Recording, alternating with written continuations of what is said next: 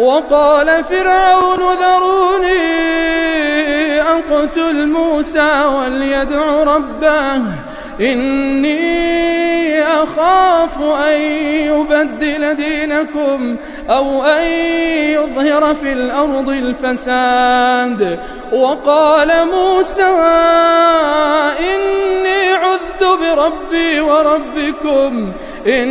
عذت بربي وربكم من كل متكبر لا يؤمن بيوم الحساب.